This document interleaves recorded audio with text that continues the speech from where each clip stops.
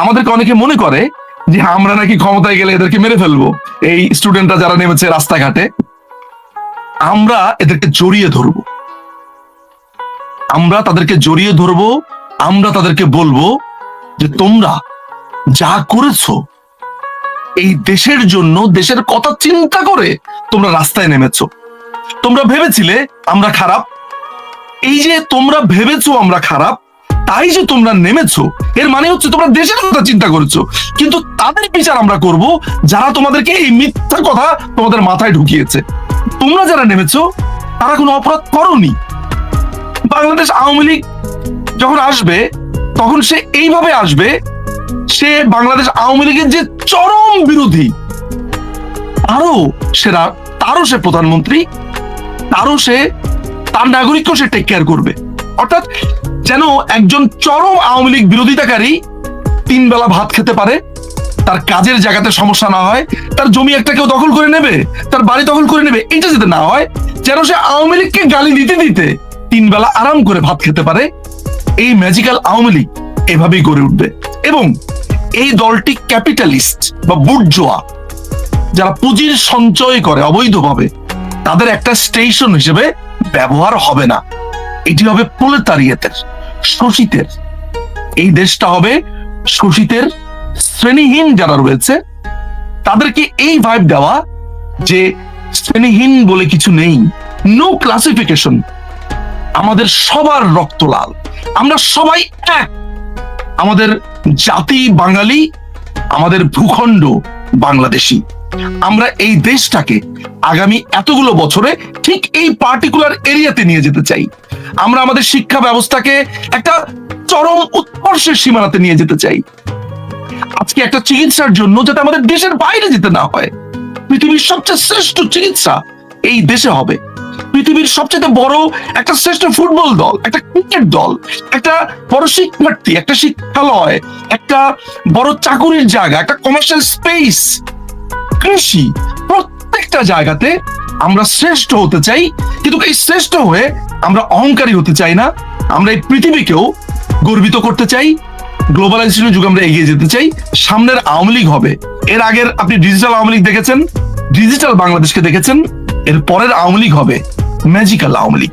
প্রধানমন্ত্রী যদি United Nations এর কথা শুনতেন, প্রধানমন্ত্রী যদি শুধু পিটার হাস যা বলে ওইটা শুনতেন, এখনো তিনি এখনো বাংলাদেশের প্রধানমন্ত্রী, এখনো আছেন, কিন্তু তিনি এই ক্ষমতার এই চেয়ারে থাকতেন।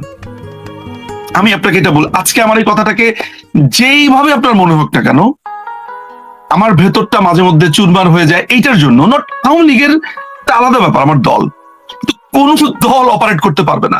এই যে আপনার ইউনুস হচ্ছে একটা কমপ্লিট একটা আমেরিকার কেয়ারটেকার।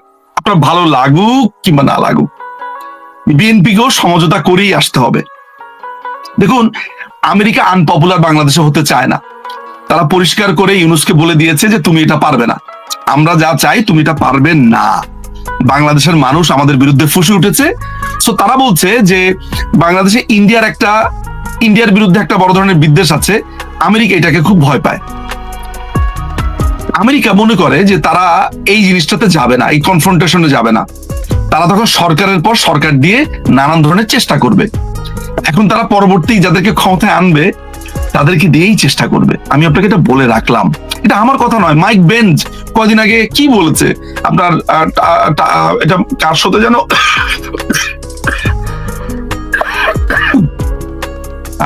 টাকারসনের শোতে বলেছে, মাইক বেঞ্চ বলেছে, একজন কর্মকর্তা হোয়াইট হাউসের। সো এই পুরো ব্যাপারটা নির্ভর করছে বিশেষ করে মার্কিন বলয় কি ভাবছে। একটা কথা মাথায় রাখবেন যে আমি আমার বইটাতে আপনারা এমন সব তথ্য পাবেন, আমি তো পুরোটা বলতে পারি না। আমি যুক্তরাজ্যের অ্যাম্বাসেডরের কথা বলি, দিনের পর দিন ষড়যন্ত্র করে গেছে। এই যে গোয়েন লুইস, যেই ভদ্রমহিলা আছেন ইউনাইটেড নেশনস এর আমাদের বাংলাদেশের যিনি হেড, তিনি প্রকাশ্যে ঘোষণা দিয়েছিলেন যে আওয়ামী লীগকে তারা উৎখাত করবে। কলকাতাতে আমেরিকান হাই কমিশনের যে লোকগুলো আছে, তারা হাই কমিশনের নিয়মিত এইভাবে বলতেন কথা। আমাদের কাছে প্রমাণ আছে। আপনি জানেন যে পিটার হাস অনেকটা সিআইএর কাভার হিসেবে কাজ করেছে। ডোনাল্ড লু ঠিক যেই পদ্ধতিতে ইমরান খানকে ক্ষমতাচ্যুত করেছে, বাংলাদেশকে ক্ষমতাচ্যুত করতে তার অনেক দেরি হয়েছে, কিন্তু করেছে। সো আলটিমেটলি যেটা হয়েছে, তার মানে আপনি যদি আপনার কথার যদি আমি সারাংশ উপসংহার ধরি, এটি পুরোপুরি আমেরিকার একটি, আমি বলবো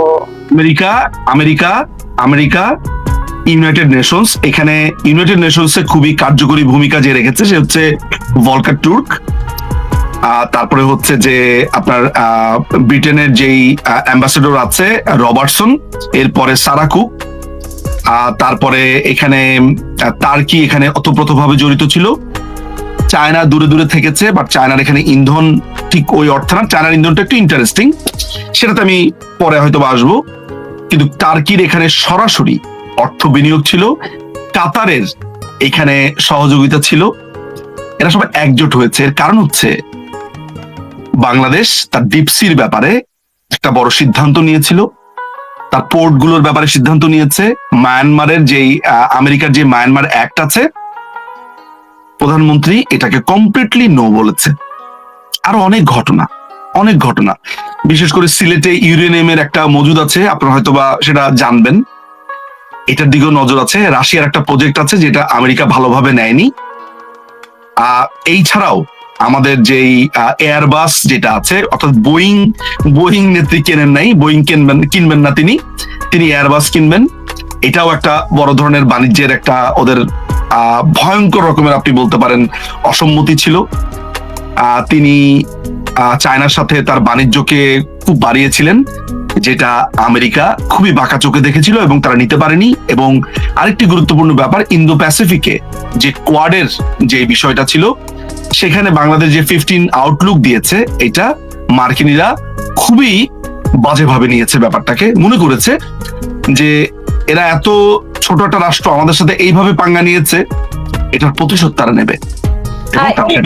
এই প্রেক্ষাপটে আমি আরেকটি প্রশ্ন করব, তবে দর্শকরা অনেকে অনেক প্রশ্ন করছেন। তবে দর্শক আপনাদের কাছে আমি বলে রাখতে চাই, আপনাদের যদি কোনো সুস্পষ্ট প্রশ্ন থাকে সেই প্রশ্নগুলোই আমি শুধু নিব, অন্য কোনো প্রশ্ন নিব না। SMK আহসান বলেছেন, সাবেক রাষ্ট্রপতি বিচারপতি শাহাবুদ্দিন সাহেবের মতো সৎ লোক আর কে দেখতে পাবো কিনা, কি বলবেন আপনি?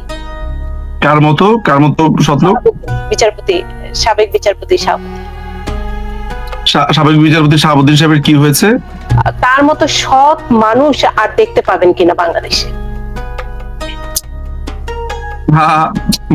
মানে প্রশ্নটা খুবই আমার কাছে ইন্টারেস্টিং কোশ্চেন। সেটা হচ্ছে যে একজন মানুষ আসলে আরেকজন মানুষের কাছে ঠিক কোন কোন স্কেলে সৎ, এবং সেই স্কেলটা বিবেচনা করে ওরকম আরেকজন মানুষকে দেখার যে সম্ভাবনা, সেটা তো খুবই একটা থিওরিটিক্যাল কোশ্চেন। আসলে বাংলাদেশে আমি যেমন শাহাবুদ্দিন সাহেবের ব্যাপারে আমি কখনো তাকে অ্যাবসলিউট সৎ বলি না, আবার অ্যাবসলিউট অসৎ বলি না, আমার তার নানান ধরনের স্টেপে ভিন্ন মত রয়েছে। তবে তিনি নিশ্চয়ই একজন ভালো বিচারপতি ছিলেন। তার মতো ভালো বিচারপতি লেখেন, রায় দেন, এই ধরনের পাওয়া যাবে কিনা সেটা নিয়ে আলোচনা হতে পারে, কিন্তু রাজনৈতিকভাবে তার যে সততার প্রশ্ন আসছে সেটাকে আমি ভাউচ করি না। আমি মনে করি যে ওটাকে আমি একটা স্ট্যান্ডার্ড পয়েন্টে নিতে পারি না, ফলে ওরকম কেউ আসুক সেটা আমার জন্য আশঙ্কার। এবং আরেকটি বিষয় আপনার কথা প্রসঙ্গের জের ধরে আমি এটা করতে চাই, সেটি হচ্ছে সাধারণ মানুষের যেটি বলে, কারণ আপনার অন্যের মতামত শোনার ধৈর্য কিংবা আমরা বলি সৌজন্য বোধ সেটিও থাকতে হবে।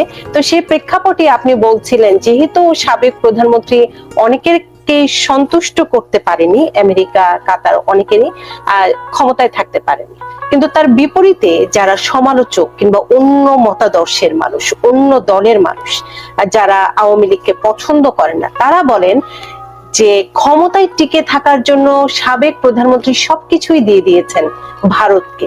আপনি কি বলবেন? দেখুন, এই আলোচনা তো মনে হয় এই জায়গাতে খুবই বেশি এভিডেন্ট আমাদের কাছে, আমরা যেটাকে বলি যে একেবারে প্রমাণিত। সেটা হচ্ছে যে প্রথমত ভারতের 26 লক্ষ লোক এখানে চাকুরি করে। আপনার মোহাম্মদ নজরুল ইসলাম ওরফে আসিফ নজরুল, এই অবৈধ সরকারের আইন উপদেষ্টা, তিনি বলেছেন তিনি এখনো পর্যন্ত সেটা ডাটা দিতে পারেননি, নাম্বার 1। তার মানে এটা মিথ্যা প্রচারণা ছিল। বলা হয়েছে যে ভারতের সাথে বাংলাদেশ আওয়ামী লীগ অনেক অবৈধ চুক্তি করেছে, সেগুলো ক্ষমতায় গেলে বাতিল করবে। আজ পর্যন্ত এখনো পর্যন্ত কোনো চুক্তি বাতিল হয়েছে বলে আপনি নিশ্চয়ই শোনেননি। আপনি আরো এগুলো ভালো জানবেন, কারণ এক্স্যাক্টলি আপনি এই এরিয়ারই ছাত্রী আসলে। ফলে আপনিও এটা কখনো শুনতে পাননি। এমনকি আদানি নিয়ে কি ধরনের কথাবার্তা বলা হয়েছে, সরকারকে কিভাবে সেই সময় আপনার নানান রকমের অভিধায় অভিযুক্ত করা হয়েছে। এখন হাইকোর্টই রায় দিয়ে দিয়েছে বা অপিনিয়ন দিয়েছে যে আদানির সাথে চুক্তি ভ্যালিড ছিল, কোনো সমস্যা নেই।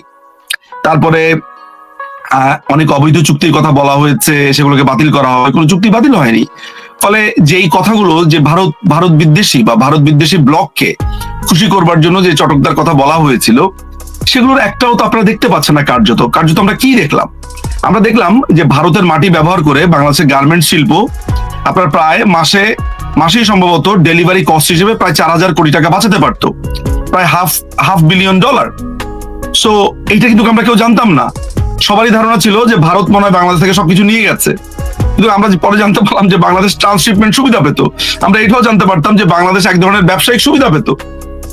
এত কিছু যে পেত বাংলাদেশ, এবং বাংলাদেশ সিকিউরিটি কনসার্ন থেকে শুরু করে ভারত বাংলাদেশকে নানান ধরনের বিজনেসের ক্ষেত্রে থার্ড পার্টিকে ভারত কিভাবে আপনার হেল্প করতো, বাংলাদেশের পক্ষে ওকালতি করতো যে বাংলাদেশ যাতে ওই শিপমেন্টটা পায়, বাংলাদেশ যাতে এটা করতে পারে, সেই ব্যাপারে ভারত কিভাবে সাহায্য করতো, আমরা সেগুলো দেখতে পেয়েছি।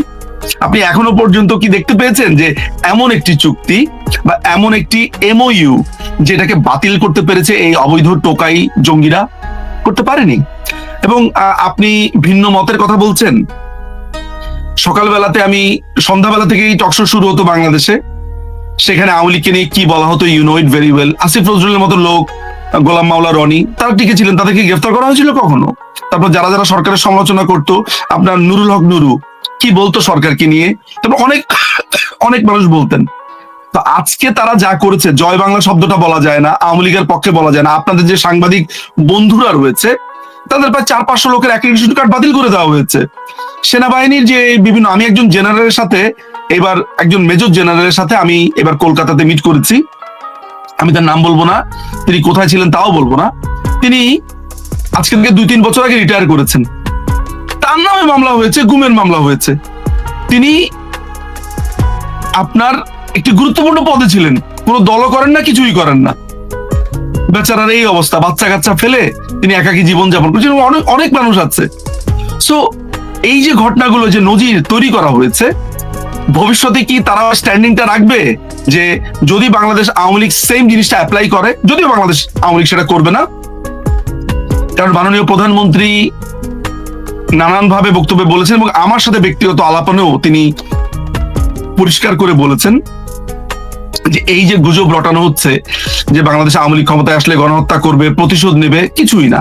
বাংলাদেশ আওয়ামী লীগ কার উপরে প্রতিশোধ নেবে? এই ছাত্রছাত্রী যাদেরকে ভুল বুঝিয়ে রাজপথে আনা হলো, নেভার।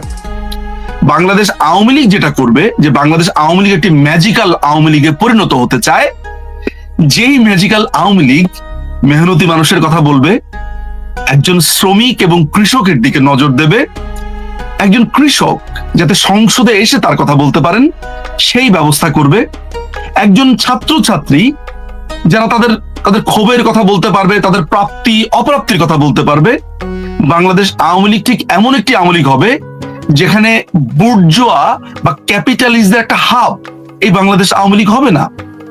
বাংলাদেশ আওয়ামী লীগ হবে শ্রমিক জনতার আওয়ামী লীগ। যদিও যিনি শ্রমিক তিনি জনতার মধ্য থেকে শ্রমিক, সুতরাং সেটা যদি আমি আলাদা না করি, তাহলে আমি বলবো মেহনতি মানুষ যারা কায়িক পরিশ্রম করে, যারা উদয় অস্ত পরিশ্রম করেন, এই দেশটা, এই মুঠিবদ্ধ হাত তাদের হবে।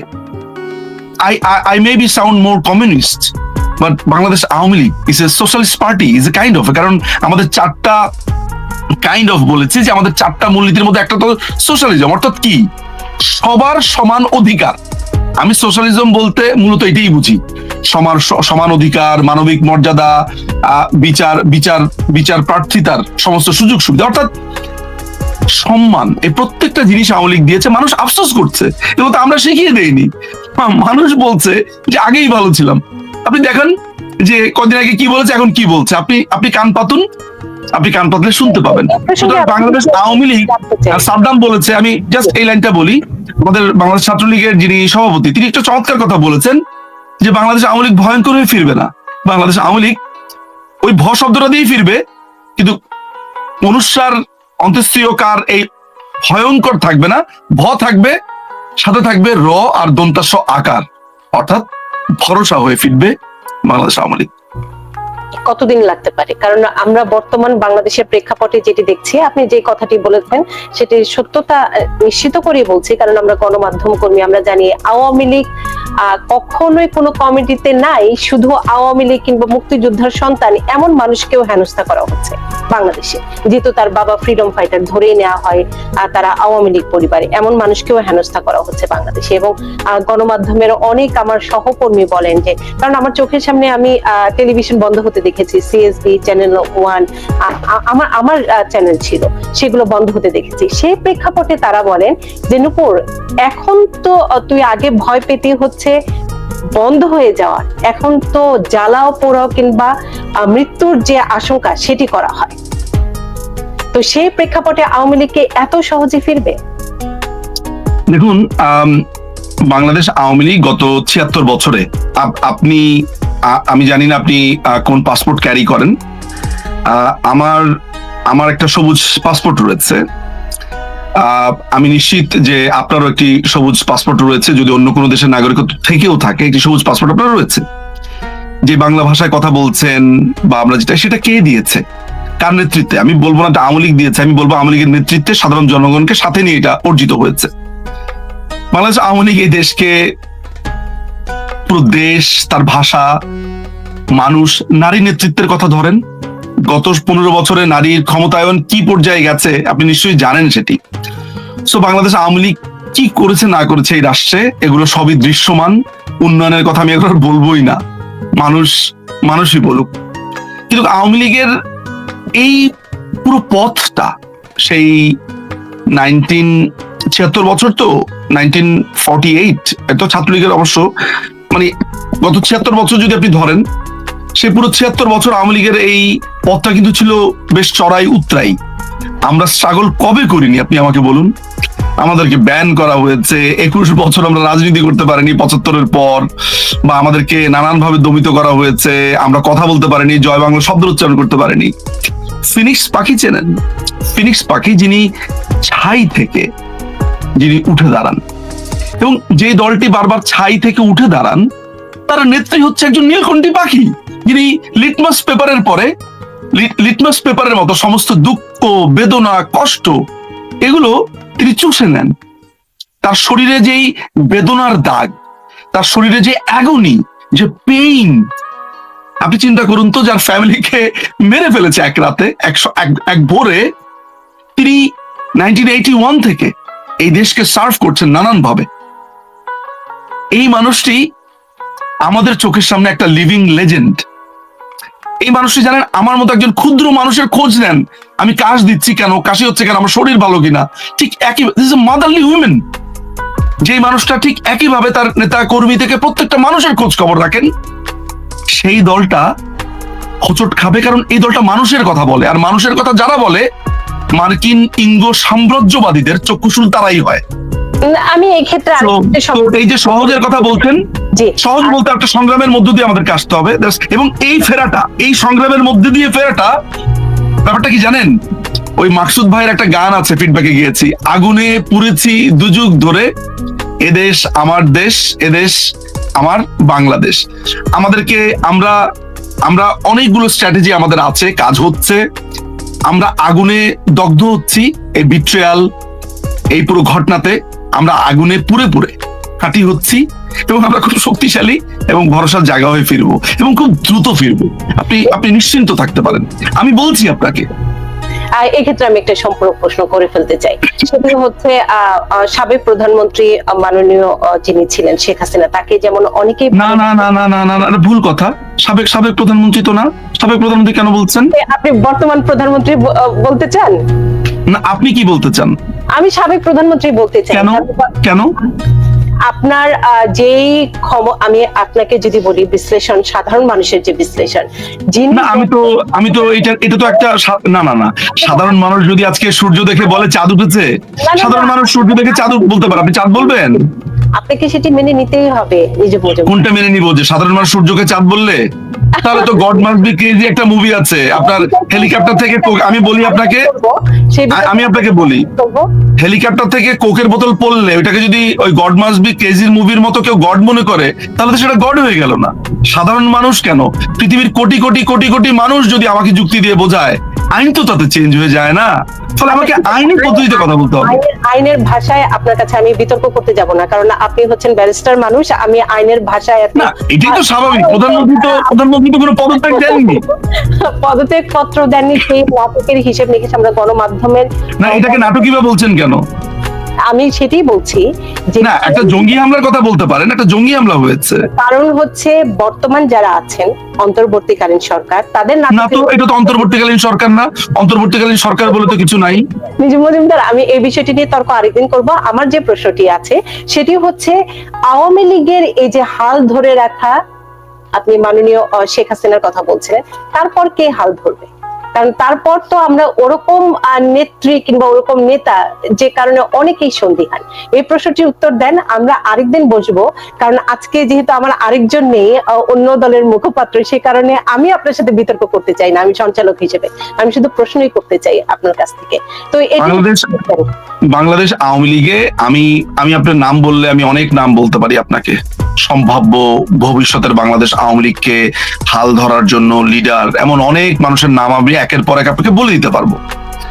কিন্তু বাংলাদেশ আওয়ামী লীগ এখন আমরা যাকে ঘিরে আবর্তিত হই, মোহাবিষ্ট হয়ে থাকি, যার অনুরাগী, আমাদের দলে আমি যেমন সমর্থক, আমাদের সমর্থকে নানান ধরনের মতদ্বৈততা থাকে, নেতাদের মধ্যে মতদ্বৈত থাকে, কর্মীদের মধ্যে মতদ্বৈততা থাকে, কিন্তু যেই বিষয়ে সামান্যতম কোনো মতদ্বৈততা নাই, সামান্য, বিলিভ মি, কেউ উনাকে কোনো ধরনের ব্লেমও করেন না, বলেনও না, তিনি হচ্ছেন শেখ হাসিনা।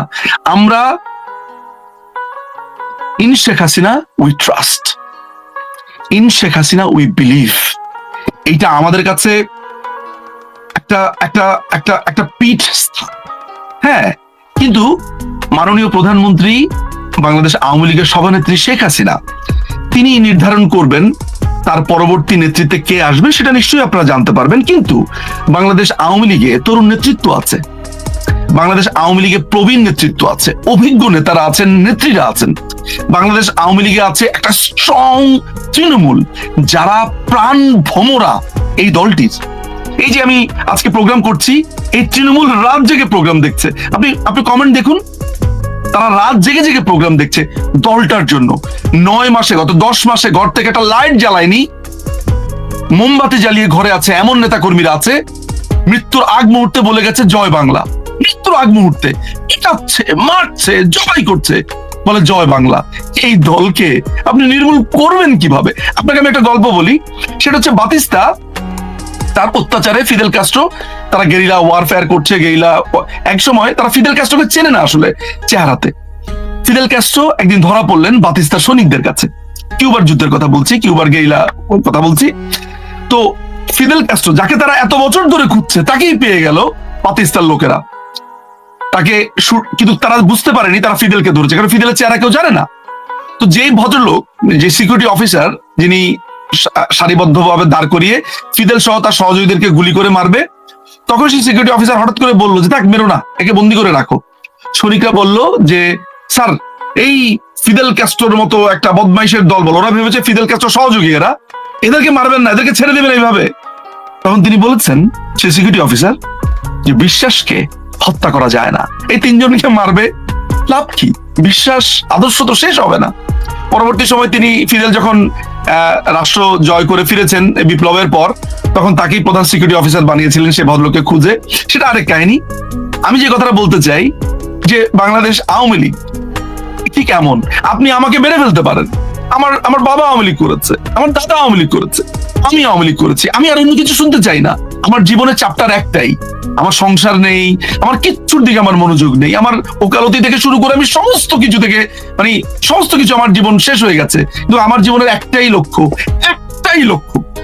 যে এই অবৈধ ইউনুসকে উৎখাত করা এবং মাননীয় প্রধানমন্ত্রীকে সসম্মানে দেশে ফেরত আনা, এটা বোধ করি সমস্ত নেতা কর্মীর। আমি আমার জীবন উৎসর্গ করেছি এই দলটির জন্য, পূর্ব আমৃত্যু করে যাব, দ্যাটস ইট। আমার কিন্তু কোনো চাওয়া পাওয়া নেই, কিছু চাওয়া পাওয়া নেই, এরকম অসংখ্য কর্মী, তাই সেই দলটি ফিরবে না। সেটি স্বীকার করতেই হবে, আওয়ামী লীগের আদর্শ কিংবা আওয়ামী লীগ একদিনের গজিয়ে ওঠা কোনো দল নয়। আওয়ামী লীগ হচ্ছে বাংলাদেশের জন্মের সাথে ওতপ্রোতভাবে জড়িয়ে আছে, জন্মের আগে থেকেই বাংলাদেশের জন্মের যে সমস্ত কিছু আওয়ামী লীগের ইতিহাস, সেই বিষয়টি নিয়ে আমরা আলোচনা করব। তবে একটি দুটি প্রশ্ন নেই, সেটি হচ্ছে পীরজাদা মেহেদী হাসান প্রশ্ন করেছেন, কি ভুলের কারণে এভাবে আওয়ামী লীগের সবাইকে পালিয়ে যেতে বাধ্য হলো? প্রথমত বাংলাদেশ আওয়ামী লীগের এই পালিয়ে শব্দটা আমি আসলে আই ক্যানট, ভুল আছে, ভুল নিয়ে আমি আলাপ করব অবশ্যই, কিন্তু পালিয়ে গেছে না। মাননীয় প্রধানমন্ত্রী শেখ হাসিনাকে নিরাপত্তার কারণে একটি স্থান থেকে আরেকটি স্থানে রাখা হয়েছে, এটি হচ্ছে অবস্থান। তিনি পালিয়ে যাননি। তাকে বাংলাদেশ সেনাবাহিনী এবং বাংলাদেশ বিমান বাহিনী তাকে জাতীয় রাষ্ট্র পতাকাবাহী বিমানে করে বাংলাদেশের সশস্ত্র বাহিনী যারা বর্তমানে প্রধান রয়েছেন তাদের নেতৃত্বেই তাকে একটি নিরাপদ স্থানে রাখা হয়েছে। তিনি বাংলাদেশে থাকতে চেয়েছেন। তিনি ওই মোমেন্ট যদি আপনি শুনতে চান, আমার যে রেফারেন্স গুলো আমি নাম হয়তো বলতে পারবো না, মাননীয় প্রধানমন্ত্রী বলেছে যে তিনি টুঙ্গিপাড়াতে যেতে চান, তিনি বাংলাদেশে যেতে চান, তিনি বাংলাদেশের কোথাও যাবেন না। তাকে ছোট আপা আপনার নানানভাবে রিকোয়েস্ট করেছেন, আমাদের সজীব জয় তিনি রিকোয়েস্ট করেছেন, এবং এক পর্যায়ে প্রশাসনের লোকেরা তার হাতে পায়ে ধরেছেন যে স্যার প্লিজ আপনার নিরাপত্তা খুবই বাজে অবস্থার মধ্যে আছে এই মুহূর্তে, আমরা আপনাকে একটি নিরাপদ স্থানে সরিয়ে নিতে চাই। এরপরে তিনি একটি নিরাপদ স্থানে তাকে সরানো হয়েছে। তো পালানো যেটাকে আমরা বলি বা পালানো যে ব্যাপারগুলো, সেইটা আসলে যায় না, কিন্তু আমাদের ভুল আছে, ভুল হয়েছে। যেমন আমরা এই পুরো যে জঙ্গি হামলার এই সময়কালটাতে, সেখানে আমার কাছে মনে হয়েছে যে বাংলাদেশ আওয়ামী লীগের নেতা কর্মীরা রাজপথে যদি থাকতে পারতো, এবং সেটা লক্ষ লক্ষ কর্মীরা থাকলে আজকে এটা হতো না। ছাত্রদের এই যে পুরো দাবি এবং এই আদালতের এই ব্যাপারগুলো, এই ব্যাপারটা আরো মনে হয় নানানভাবে ডিল করা যেতে পারতো বলে আমার কাছে মনে হয়। আমি সেটা পুরোটাতে আমি যেতে চাই না। আমার কাছে মনে হয় এখানে কাদের স্ট্র্যাটেজি, আমি রাজনীতিবিদদের থেকে বাদ দেওয়া, আমার কাছে মনে হয় প্রশাসনিক কোনো জটিলতা ছিল কিনা, আদালতের কোন রকমের ব্যাপার স্যাপার ছিল কিনা, সেগুলো একটু দেখার বিষয় আছে। বাংলাদেশ আওয়ামী লীগ একটা বড় ধরনের ভুলের জায়গা। আমি বলবো যে বাংলাদেশের আওয়ামী লীগের যে সংগঠন, তাদেরকে সমাবেশের মাধ্যমে রাষ্ট্রে, আমার কাছে মনে হয় সেই সময়টাতে রাস্তাতে আরো আমরা নামতে পারতাম, লক্ষ লক্ষ লোকের সমাবেশ হতে পারতো। আপনি জানেন যে এটি জামাত শিবির, হিজবুত তাহরির, এদের ছেলে মেয়েরা, এদের বাচ্চা কাচ্চারাই নানানভাবে সাধারণ মানুষের মগজ ধুলাই করেছে। এই সাধারণ মানুষ এখন কিন্তু বুঝতে পারছে, ফলে এই ভুলগুলো আমাদের আছে। বিশেষ করে সাধারণ মানুষকে রাস্তায় নামানো, আমাদের নেতা কর্মীদেরকে রাস্তায় নামানো, ছাত্রদের সাথে আলোচনার যে স্ট্র্যাটেজি সেটি, এবং এই পুরো বিষয়টা অ্যাড্রেস করবার যে পদ্ধতি, সেইখানে ডিফারেন্ট ওয়েতে ভাবা যেতে পারতো। এই জায়গাগুলোকে আমার ভুল বলে মনে হয়েছে। আমি যদি আরেকটু যুক্ত করি, যে ভুলগুলোর মধ্যে অন্যতম ভুল হচ্ছে, অনেকেই বলেন আওয়ামী লীগের যারা ত্যাগী নেতা কিংবা যারা দীর্ঘদিন ধরে আওয়ামী লীগের সাথে যুক্ত ছিলেন, তাদেরকে দূরে সরিয়ে দিয়েছিলেন শেখ হাসিনা। আপনি কি একমত? কাকে দূরে ঠেলে দিয়েছেন? যারা ত্যাগী নেতা, যারা আওয়ামী লীগকে সত্যিকার অর্থে ভালোবাসে, তাদেরকে অনেকেই দূরে সরে যেতে বাধ্য হয়েছে। আমরা যেটি হাইব্রিড বলি, এরকম আওয়ামী লীগের অনেক লোকজন শেখ হাসিনার কাছে চলে এসেছিলেন। আপনি কি একমত কিনা? আমার কাছে, আমি এই জায়গাটাতে বলি, সেটা হচ্ছে যে প্রথমে আমাদেরকে স্মরণে রাখতে হবে একটা ব্যাপার, যে মাননীয় প্রধানমন্ত্রী শেখ হাসিনা বাংলাদেশ আওয়ামী লীগের সভানেত্রী একজন মানুষ, এন্ড অফ দ্য ডেতে, ঠিক আছে? এই দলের যদি 42% ভোটও আমি না ধরি, যদি আমার কাছে ডাটা আছে সেই অনুযায়ী 42% ভোট আছে, সেটাকে না ধরে যদি আমি 30%ও ধরি, সোজা 12% কমিয়ে দিয়েও ধরি, তাহলে মোট ভোটারের একটা বড় অংশ বাংলাদেশ আওয়ামী লীগের। এই দলের ভেতরে নানান ধরনের রাজনীতি আছে, উপজেলা ভিত্তিক রাজনীতি, থানা ভিত্তিক রাজনীতি, গ্রাম ভিত্তিক রাজনীতি, দ্বন্দ্ব আছে, বৈরিতা আছে, এটি সব দলই বোধ করি আছে। এটা ঠিক, বাংলাদেশে অনেক ত্যাগী নেতা কর্মীরা, অভিমান তাদের রয়েছে, কিন্তু আসলে কি দূরে চলে গেছে? আপনি একটু জিজ্ঞেস করুন তো আজকে, আপনি এই প্রোগ্রামে একটু প্রশ্ন রাখুন, যাদেরকে বলছেন দূরে চলে গেছে বা যারা, তারা সবাই আজকে নেত্রীর ছায়াতলে এসে দাঁড়িয়েছে।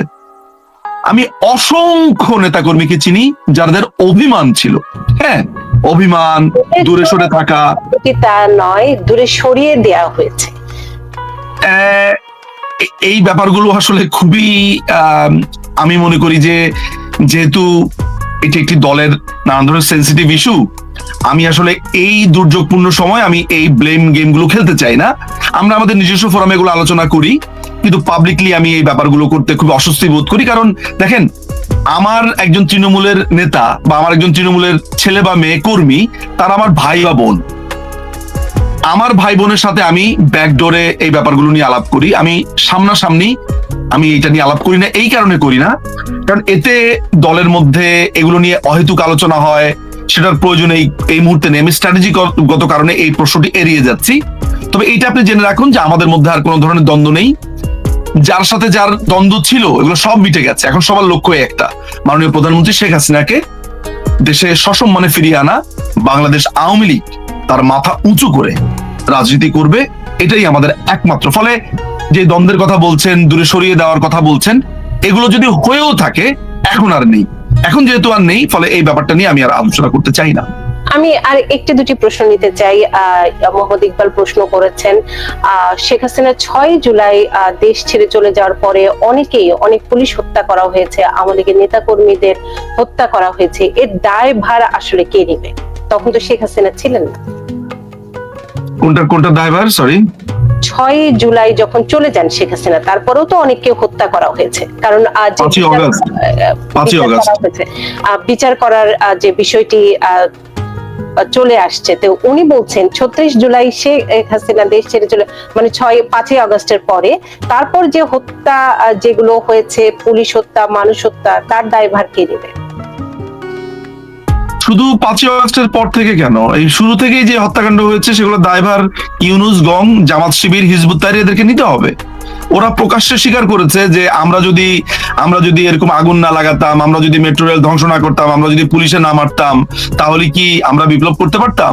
তারপরে আপনার এনায়েতপুরে, সিরাজগঞ্জের এনায়েতপুরে যে এই 13 জন পুলিশ অফিসারকে হত্যা করা হয়েছে, সেখানকার মানুষ এসে পরিষ্কার ভাবে বলছে যে আমি হত্যা করেছি, ওই যিনি করছেন তিনি। তারপরে সজল মিয়া নামে এক লোক বলছে আমি সেই লোক যে বিডিবি ভবনে আগুন লাগিয়েছি। তারপর আমতারেক নামে একটা ছেলে আছে, সে আমতারেক বলছে একটা লাঠি হাতে নিয়ে যে বিটিভি ভবনে কিভাবে আগুন লাগিয়েছি সেটা সে ভিভিড বর্ণনা দিচ্ছে। তো অপরাধীরা প্রকাশ্যে স্বীকার করছে তারা খুন করেছে, আগুন লাগিয়েছে, হত্যা, লুটপাট, ধর্ষণ এগুলোর সাথে জড়িত ছিল। তো পারপিট্রেটররা যখন এটা স্বীকার করছে, সেখানে তাদের বিরুদ্ধে কি মামলা হয়েছে? উল্টা বিচার হচ্ছে মাননীয় প্রধানমন্ত্রী শেখ হাসিনার এক কথিত ট্রাইবাল বানিয়েছে রাজাকার তাজুল ইসলামকে দিয়ে প্রতিশোধ, এবং তারা প্রকাশ্যে সেই বিচারের সময় বলছে এইটা শুধু প্রতিশোধের বিচারই না, এটা ন্যায় বিচারও বটে, অর্থাৎ প্রতিশোধের বিচার করছে। সুতরাং এখন প্রকাশ্যে যদি আমি ঘোষণা দেই যে আমি খুন করেছি, এরপরে যদি আপনি বিচার আরেকজনের করেন, ব্যাপারটা যেরকম হাস্যকর হয়ে যাবে, এখন ওই ব্যাপারটা এরকম হাস্যকর, তাই না? আমাদের সবগুলো হত্যাকাণ্ডের দায়ী ইউনূসকে নিতে হবে, ইউনূসের এই পুরো দলবলকে নিতে হবে, এবং যারা যারা জড়িত ছিল এই সমন্বয়ক নামের যারা আছে তাদেরকে নিতে হবে। হাসান বলেছেন দলের পুনর্গঠনে আওয়ামী লীগকে আবার 15 বছর ক্ষমতার বাইরে থাকা উচিত বলে মনে করেন কিনা? আমি এটার ব্যাপারে কোনো মন্তব্য করবো না। এটা মাননীয় প্রধানমন্ত্রী তিনি আছেন, তিনি এই দলের ব্যাপারে সিদ্ধান্ত নেবেন। আমি এই ব্যাপারে আমার কাজ একটাই, এই দলের কর্মী আমি, আমাকে নেত্রী যা নির্দেশ দিবেন, আমাকে যা নেত্রী যা বলেছেন, আমাকে দায়িত্ব দিয়েছেন, যা দিয়েছেন, আমি সেগুলো মাথা নিচু করে পালন করতে থাকি। এটাই আমার কাজ, আমার আনুগত্য ওই পার্টিকুলার দলের প্রতি। আমি দলের এইসব নিয়ে প্রকাশ্যে আলাপ করতে চাই না। না, আজকেও আমাদের অনুষ্ঠানের যে ডিজাইনটি ছিল, এটি মূলত ছিল বাংলাদেশের গণতন্ত্র এবং নির্বাচন। যেহেতু আরেকজন আসেননি, সেই কারণে পুরোপুরি বাংলাদেশের আওয়ামী লীগ এবং আওয়ামী লীগের অবস্থান, ভবিষ্যৎ আওয়ামী লীগের কি হবে, সেদিকেই মূলত থিমটি একটু ডাইভার্ট করা হয়েছে নিজু মজুমদার। কারণ হচ্ছে ছাড়া তো আমি বিএনপির প্রসঙ্গ নিয়ে আলোচনা করতে পারি না, আর আপনি তো আমাকে তখন আমার সাথে তর্ক বিতর্ক করতে চাইবেন, যেটি আমি চাচ্ছি না। আমি চাচ্ছি আপনাকে প্রশ্ন করতে, আপনার কাছ থেকে উত্তরগুলো। না, মানে তর্ক বিতর্ক ঠিক না, ধরেন কিছু পার্টিকুলার ওয়ার্ডিং গুলো আমার জন্য আমরা গণমাধ্যম আই আন্ডারস্ট্যান্ড যে আপনি একটা সাধারণ মানুষের কাতার থেকে ওইভাবে ভাবছেন, আমি সেটা বুঝতে পারি, কিন্তু তারপরেও একজন আইনজীবী হিসেবে এগুলো কারেক্ট করে দেওয়ার দায়িত্ব আমার, আমি মনে করি আপনি একজন, কারণ বাংলাদেশের যারা, বাংলাদেশ কেন, সাংবাদিকরা হচ্ছে, আমি বলি যে সাংবাদিকরা হচ্ছে দেশকে সঠিক রাস্তাতে রাখার জন্য একটা বড় বড় মাধ্যম। ফলে আপনাদের উপরে দেশের আশা আকাঙ্ক্ষার, আপনারা সংবাদগুলো তুলে ধরেন, বিশ্লেষণ করেন, আপনারা না থাকলে আমরা অনেক কিছু জানতেও পারবো না। ফলে আমি অত্যন্ত ঔদ্ধত্য দেখিয়েছি বটে, আপনাকে কোনো কিছু ধরিয়ে দেওয়া বা শেখানো, এটা আমার ঔদ্ধত্যের মধ্যেই পড়ে। না, তারপরেও আপনার সাথে শেয়ার করেছি আমার ভাবনাটা। সেই ভাবনাটির আলোকে আমি প্রশ্নটি করতে চাই, আমার কাজ হচ্ছে প্রশ্ন করা, সেহেতু আপনার কাছে আমি করতে চাই। ধরেন আপনার ভাষা মতে আমি যে ভুলটি করেছি, আমি তাকে সাবেক প্রধানমন্ত্রী বলেছি, আপনি কেন বর্তমান প্রধানমন্ত্রী বলবেন? আমরা এটির অনেক ভাষা পেয়েছি, কিন্তু আপনার ভাষাটি, আপনার যুক্তিটি আমি একটু দর্শকদের জানাতে চাই। আচ্ছা, এটা তো সিম্পল, এটা আমাদের সংবিধানে লেখা আছে তিনি কেন প্রধানমন্ত্রী। কারণ হচ্ছে যে তিনি কোনো পদত্যাগ করেননি। আপনি জানেন যে কোনো পদত্যাগপত্র পাওয়া যায়নি, পদত্যাগপত্র দেওয়া মানে পদত্যাগপত্র দেওয়াই হয়নি, পাওয়া যাবে কিভাবে? ফলে আমাদের সংবিধানে রয়েছে যে মাননীয় প্রধানমন্ত্রী, যিনি প্রধানমন্ত্রী থাকেন, ইলেকশনের সময় তিনি প্রধানমন্ত্রী থাকবেন, পরবর্তী প্রধানমন্ত্রীর কাছে ক্ষমতা বুঝিয়ে দেওয়ার আগ পর্যন্ত বা নির্ধারিত হওয়ার আগ পর্যন্ত। আবার তিনি যদি নতুন করে প্রধানমন্ত্রী হন, তিনিই থেকে যাবেন, তিনি না থাকলে নতুন যিনি হবেন তার কাছে দায়িত্ব বুঝিয়ে দিবেন, এবং ইলেকশন হওয়ার আগ পর্যন্ত, ইলেকশনের সময় তিনি থাকবেন, ক্ষমতা আরেকজনের কাছে হস্তান্তর করার আগ পর্যন্ত তিনি প্রধানমন্ত্রী থাকবেন। তো এখন পর্যন্ত কোন ইলেকশন কি হয়েছে? এখনো পর্যন্ত কি তার পদত্যাগ পত্র আপনি পেয়েছেন? যদি পদত্যাগ পত্র দিয়েও থাকতো, ধরা যাক তিনি দিয়েছেন পদত্যাগ পত্র, তারপরেও আমাদের 57 বি ধারা অনুযায়ী পদত্যাগ পত্র দেওয়ার পরেও পরবর্তী নির্বাচনের আগ পর্যন্ত তিনি প্রধানমন্ত্রী। ফলে আইন অনুযায়ী প্রধানমন্ত্রী, এবং যেটা সংবিধানে বিধৃত রয়েছে, যা আমি নতুন করে বানাইনি আসলে। তো যারা পাঠকরা রয়েছেন, দর্শকরা রয়েছেন, তারা আমাদের সংবিধানটা খুলে সেটা 57 ক খ গ এটা দেখে নিতে পারেন, 1 2 3 আর কি। আমরা আরেকটি প্রশ্ন নেই, মোহাম্মদ ইকবাল আরেকটি প্রশ্ন করেছেন, তিনি বলেছেন সেনাবাহিনী ম্যাজিস্ট্রেসি পাওয়ার থাকা সত্ত্বেও কেন তারা সব হত্যা বন্ধ করতে পারে নাই? ইভেন তারা এটাও বলেছে 9 মাসে অনেক হত্যা করা হয়েছে, এবং এটি বোঝা যায় 9 মাসে যা হয়েছে সেটি কি সেনাবাহিনীর হাত ধরেও হয়েছে কিনা। তিনি আসলে সেনাবাহিনীর সম্পৃক্ততা নিয়ে বিষয়টি আরেকটু জানতে চান। বাংলাদেশ সেনাবাহিনীর ব্যাপারে আমার প্রতি একটা ইনস্ট্রাকশন আছে খুবই সাবধানে কথা বলার জন্য। ফলে আমি সেনাবাহিনীর ব্যাপারে অনেক কিছুই আসলে আমাকে একটু স্ট্র্যাটেজিক্যালি বলতে হয়। তবে ব্যক্তি নিঝুম মজুমদার হিসেবে, বাংলাদেশ আওয়ামী লীগের সমর্থক অনুরাগী হিসেবে নয়, ব্যক্তি নিঝুম মজুমদার হিসেবে আমি বাংলাদেশ সেনাবাহিনীর কিছু মানুষের দায়িত্ব দেখি। পুরো সেনাবাহিনীকে আমি দোষী সাব্যস্ত করতে পারি না। কিছু মানুষের দায় রয়েছে, কিছু মানুষের সিরিয়াসলি তাদের বিট্রিয়াল নিয়ে প্রশ্ন করা যেতে পারে।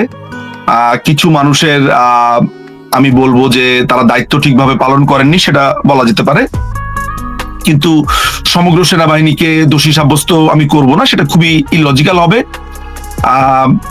এতটুকুই শুধু বলবো যে ইয়েস, সেখানে এই হত্যাকাণ্ড বা এই ঘটনাগুলোতে, যেমন ধরা যাক যে আমি দেখেছি উৎসু নামে একটা ছেলেকে তারা পেটাচ্ছে, পিটাতে মেরে ফেলছে পুরা প্রায়। তারা আপনার চিটাগংয়ের আপনার ওই কর্নেল, কি নাম যেন, কর্নেল ফেরদৌসের নেতৃত্বে লুটপাট হয়েছে। সেই লোক সোনাদানা চুরি করেছে আপনার ওইখানে হিন্দু ধর্মাবলম্বী যাদের আছে, হাজারি গলি নামে একটা জায়গা আছে চিটাগংয়ে, সেখানে গিয়ে এই কর্নেল ফেরদৌসের ব্যাপারে কোনো ব্যবস্থা নেওয়া হয়েছে? তারপরে কর্নেল ক্যাপ্টেন তানভীর, এর ব্যাপারে একটা সিরিজ নিয়ে আমি আসবো অচিরেই। এই ছেলেটি আপনার রীতিমতো মিষ্টি খাইয়েছে, ব্যানার করেছে, আপনার জামাত ইসলামের লোকজনদেরকে নিয়ে এসে উল্লাস প্রকাশ করেছে। তার ব্যাপারে ওয়াকারুজ্জামান কোনো ব্যবস্থা নিয়েছে? নেয়নি। তো এরকম পার্টিকুলার বেশ কিছু সেনা অফিসার আছে, সেনাবাহিনীর লোকেরা আছে, যারা রীতিমতো বিএনপি, জামাত, তারপরে হিজবুত তাহরির একেবারে খোলস ছেড়ে তারা সামনে এসে উল্লাস করেছে, কাজ করেছে। ফলে এই পুরো ব্যাপারগুলো সেনাবাহিনীর পোশাক পরে যেহেতু করেছে, আমরা অঙ্গুলি নির্দেশ করতে পারি। তারপরেও আমি স্ট্র্যাটেজিক্যাল কারণে বা নানান কারণেই পুরো সেনাবাহিনীর দিকে আমি আসলে দোষের যে তীরটি রয়েছে সেটি আসলে সিঙ্গেল আউট করতে পারি না।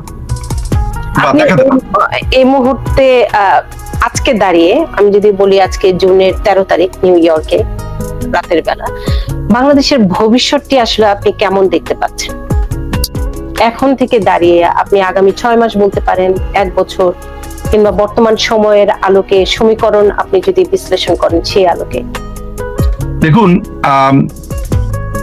আপনি একটা জিনিস চিন্তা করে দেখুন, ধরা যাক বাংলাদেশ আওয়ামী লীগ তো নেই, এখন ক্ষমতার মধ্যে নেই, ক্ষমতা বলয়ে নেই। বাংলাদেশ আওয়ামী লীগকে সবসময় বলা হয় যে তারা নাকি মুক্তিযুদ্ধের ব্যবসা করেছে, চেতনার ব্যবসা করেছে। অর্থাৎ আমরা মুক্তিযুদ্ধকে নানানভাবে সেল করেছি শ্রদ্ধার পরিবর্তে। তার মানে যারা এই কথাগুলো বলছে তারাই তো আজকে এই ক্ষমতা দখল করেছে। তারা কি করেছে? তারা মুক্তিযুদ্ধকে ক্রমাগতভাবে অশ্রদ্ধা করেছে। তারা মুক্তিযোদ্ধাদেরকে এখন সহকারী মুক্তিযোদ্ধা বানিয়েছে, মুক্তিযোদ্ধাদেরকে পিটিয়েছে, লাঞ্ছনা করেছে, ভাতা বন্ধ করেছে। তার মানে তারা যে ব্লেমটা করতো, আমি আপনার প্রশ্নের উত্তরটা কিভাবে এটার সাথে অ্যালাইন করছি সেটা আসছি। তারা যে ক্লেমটা করতো যে আমরা হচ্ছে চেতনা ব্যবসা করি, আসলে তাদের মনে মনে এই রাগটাই ছিল যে আমরা মুক্তিযোদ্ধাদেরকে এত সম্মান করছি কেন, মুক্তিযুদ্ধকে এত সম্মান দিচ্ছি কেন। ওই কথাটা তারা বলতে পারেনি বলে তারা আমাদেরকে এই সম্মানটাকে তারা ব্যবসা বলে অভিহিত করেছে। অর্থাৎ তাদের মনের ভিতরেই ছিল এসব খারাপ জিনিসপত্র, অথচ আমরাই স্বাভাবিক আচরণ করেছি। জয় বাংলা শব্দটা তো বিএনপিরও হতে পারতো। বিএনপি যদি তাদের বক্তব্যের পরে জয় বাংলা বলে বা জয় বঙ্গবন্ধু বলে, তাহলে কি তাদের জনপ্রিয়তা কমতো না বাড়তো? তাহলে কি এককভাবে বঙ্গবন্ধুটা আমরা বলতে মানে মানুষজন বলে যে এককভাবে বঙ্গবন্ধুর দাবিদার আমরা, তাই কি সেটা বলতে পারতো? এখন যদি প্রত্যেকটা মানুষ ইন্ডিয়ার মতো, যেমন মহাত্মা গান্ধী, বাপুজি বা নেতাজি, বিজেপি কংগ্রেস নির্বিশেষে সবাই এদেরকে কার্ল ফিগার মানে, তাহলে বঙ্গবন্ধুকে যদি সবাই কার্ল ফিগার মানতো, আমি ধরে রাখলাম যে বঙ্গবন্ধুকে মানে না। জয় বাংলা তো মুক্তিযুদ্ধের স্লোগান ছিল, এটা বিএনপি তার বক্তব্যের পরে জয় বাংলা স্লোগান দিতে সমস্যা কোথায় ছিল? তাহলে তো আর এটা কখনো আমরা বলতে পারতাম না জয় বাংলা স্লোগানটা আমাদের। এখন তো আমাদের এই আধিপত্য বা এই জায়গাটা আমরা বলতে সম্মিলিতভাবে আওয়ামী লীগ এটা দাবি করে না। যারা দাবি করে সেক্ষেত্রে তো আমরা বলি যে আমরা এটার চর্চা করেছি, আমরা এটাকে দেখে রেখেছি, তাই না? ব্যাপারটা তো তাই। তো আলটিমেটলি এই মুক্তিযুদ্ধকে প্রিজার্ভ করেছে কারা? বঙ্গবন্ধু, মুক্তিযুদ্ধের চেতনা আমরা। তাই আমরা এটা গর্ব করে বলতে পারি। আচ্ছা, এখন কথা হচ্ছে যে যদি এইভাবে দেশ চলতে থাকে, এই যে মৌলবাদ, এই যে দেখেন আপনি লস্করি তৈবা বলছে যে আমি যে জঙ্গি হামলা বলছি, আপনি আমাকে প্রশ্ন করতে পারেন জঙ্গি হামলা কেন বলছি, টোকাই কেন বলছি। 138টা কিশোরগঞ্জের ছেলেপেলেদেরকে একত্রিত করেছে, এটা তারা প্রকাশে স্ট্যাটাসে লেগেছে যে কিশোরগঞ্জ এখানে ছিল। ইউনাইটেড নেশনস তাদের যে রিপোর্ট দিয়েছে সেই রিপোর্টের 211 নম্বর পাতাতে 55 নম্বর প্যারাতে পরিষ্কার করে বলেছে এটা টোকাইরা ওখানে অংশগ্রহণ করেছে। জঙ্গি হামলা কেন বলছি? লস্করি তৈবার লিডার সে বলেছে এই পুরো ঘটনাতে আমরা ছিলাম, আমরা সাহায্য করেছি। তো লস্করি তৈবা কে আপনি জানেন? আল কায়দার যে বাংলাদেশ শাখার সৈয়দ জিয়াউল হক, সে অডিও বার্তাতে বলেছে যে এই পুরো ব্যাপারটাতে তারা ওতপ্রোতভাবে জড়িত ছিল। হিজবুত তাহরির একটা নিষিদ্ধ সংগঠন, তারা বলেছে যে আমাদের ছেলেপেলেরা রাস্তাঘাটে ছিল।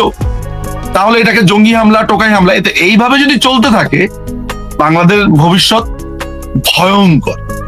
একটা ফেইল্ড স্টেটস আমরা বলতে পারি, একটা ব্যানানা রিপাবলিক। খুবই সার্কাজম হইতে বলা হয় ব্যানানা রিপাবলিক, যার কোনো আশা নাই, ভরসা নাই।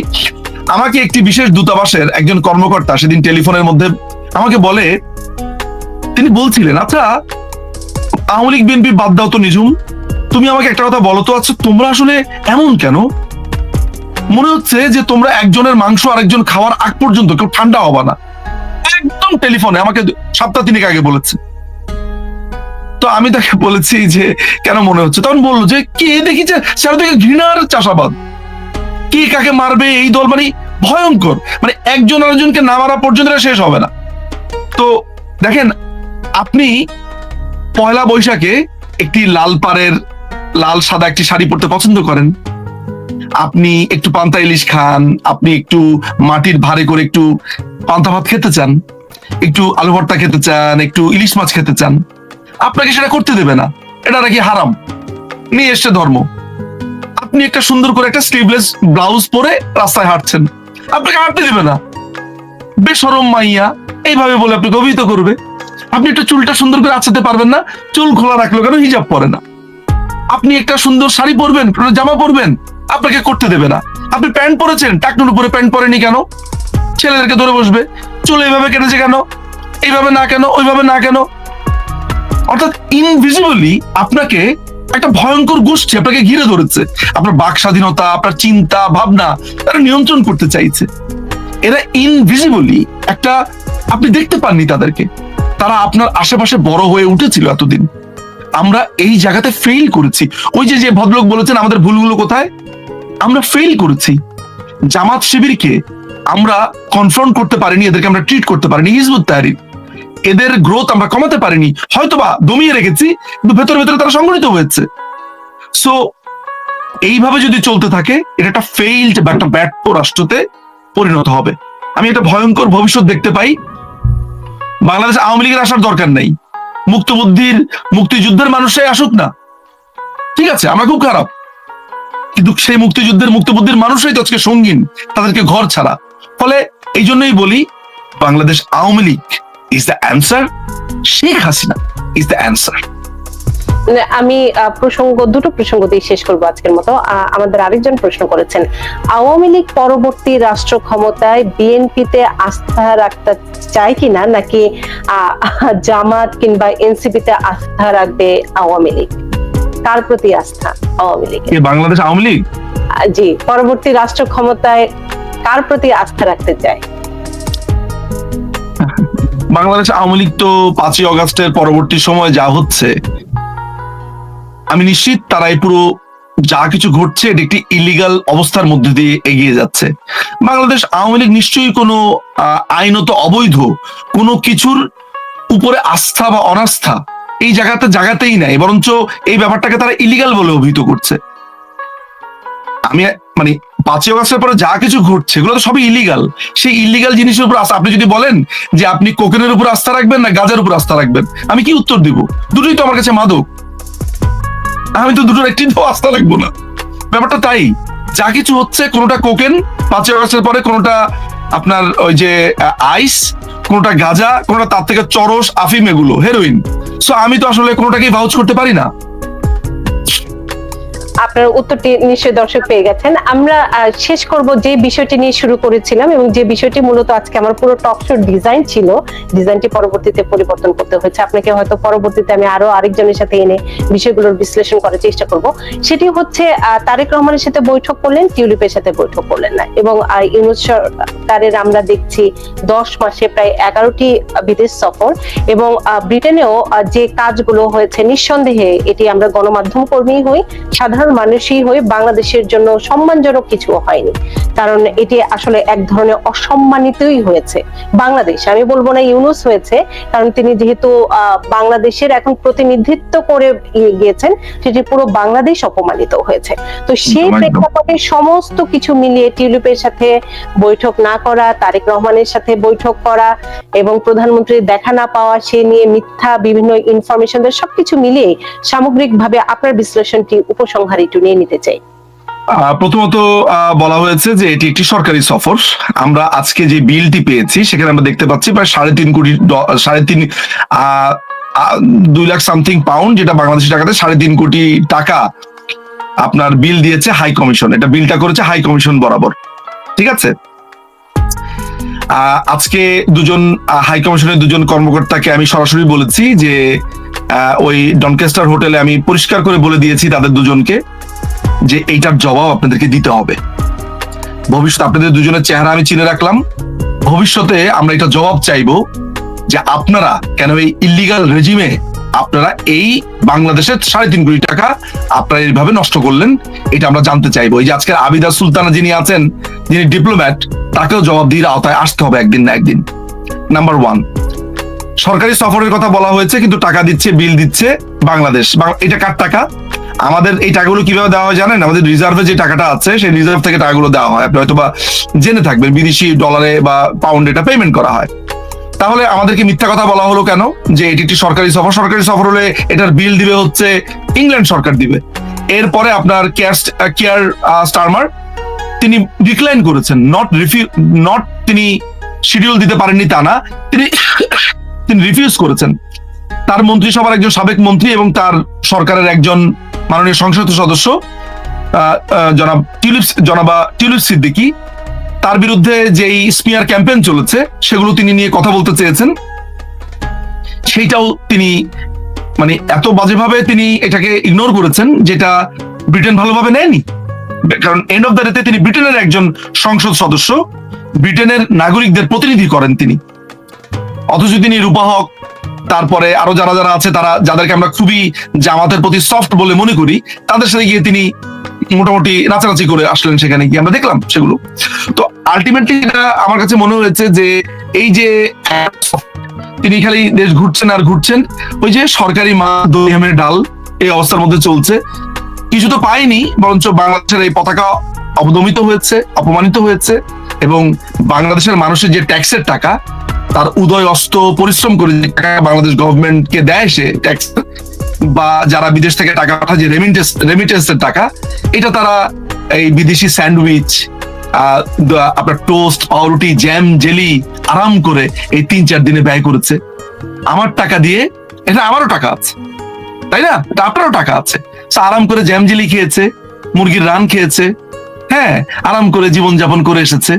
এই তো আপনার আমার টাকায় মুরগি রান খেয়েছে। যদিও এই প্রশ্নটি আমি অন্য আরেকজন থাকলে করলে ভালো হতো, কারণ আপনার কাছে উত্তরটি কি হবে আমি জানি। সেটি হচ্ছে আমরা খুব, আমার এই উত্তরটাকে আপনার সঠিক বলে মনে হচ্ছে না? না না, এই উত্তরটি না, আমি যে পরের প্রশ্নটি করব সেটি নিজ মজুমদার। সেই প্রশ্নটি হচ্ছে যে আমরা ধরেন গণমাধ্যম কর্মী হই, আইআরএস স্টুডেন্ট হই, যেভাবেই হই, আমরা জানি একটি রাষ্ট্রীয় সফরের অর্থটি কি। তার মানে হচ্ছে একটি স্কেডিউল আগে থেকেই থাকবে, এবং এটি আমি গিয়ে দেন দরবার করব, আমি গিয়ে তার সাথে দেখা করতে পারবো কিনা তখন গিয়ে, এটি কিন্তু না। রাষ্ট্রীয় সফর মানে অন্য মিনিং, আপনি সেটির ব্যাখ্যাটি দিয়েছেন। সে কারণে আমি বলছিলাম যে আরেকজন থাকলে তার কাছ থেকেও হয়তো অন্যরকম আরেকটু ব্যাখ্যা পেতাম। আর সেই প্রসঙ্গটি আমি বলেছি। উপসংহারে আজকের মতো কি বলবেন? আপনাকে ধন্যবাদ দিব আমি, কারণ আপনি আজকে অনেক, বিশেষ করে আওয়ামী লীগের অনেক বিষয় নিয়ে, যারা আওয়ামী লীগকে সত্যিকার অর্থে ভালোবাসে, কোনোদিন পথ ছিল না হয়তো তাদের, কিন্তু তারাও আশার বাণী কিংবা একটি স্বপ্ন দেখতে চায়, আপনার কথার মাধ্যমে সেই স্বপ্নটি তারা পেয়েছে। আর কি বলবেন উপসংহারে? প্রথমত আপনাকে বলে রাখি যে বাংলাদেশ আওয়ামী লীগের একটা পদ পাওয়া হয়তো একটা অফিসিয়াল অবস্থান হতে পারে, কিন্তু বাংলাদেশ আওয়ামী লীগকে ভালোবাসার জন্য যে যোগ্যতাটা লাগে, আমি ওই যোগ্যতা আমার হয়েছে, বা ওই বুদ্ধিটা যে আমার হয়েছে যে বাংলাদেশ আওয়ামী লীগকে ভালোবাসতে হবে, আমি তার জন্যই কৃতজ্ঞ। বা আমরা তার জন্য কৃতজ্ঞ, আমাদের পদ লাগবে কেন? এটা হচ্ছে 1 নাম্বার অ্যান্সার। সুতরাং এই কথা আপনাকে মাথায় রাখতে হবে যে বাংলাদেশ আওয়ামী লীগকে যে এই জীবনে সমর্থন করতে পেরেছি, তাকে ভালোবাসতে পেরেছি, এটাই আমার কাছে পরম পাওয়া, নাম্বার 1। নাম্বার 2 হচ্ছে যে বাংলাদেশ আওয়ামী লীগ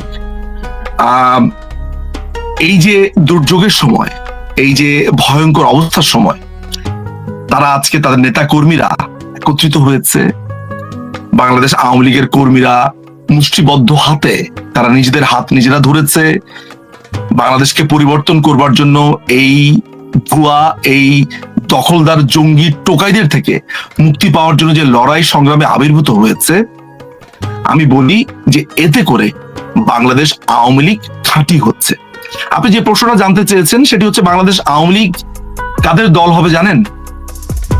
বাংলাদেশে যে মানুষটি উদয় অস্ত পরিশ্রম করে, অর্থাৎ মাথার ঘাম পায়ে ফেলেন, সেটা বিলিয়নিয়ারও হতে পারে, সেটা মিলিয়নিয়ারও হতে পারে, সবাই পরিশ্রম করে, তাদেরকে আমরা একটা ট্রু সেন্স দিতে চাই।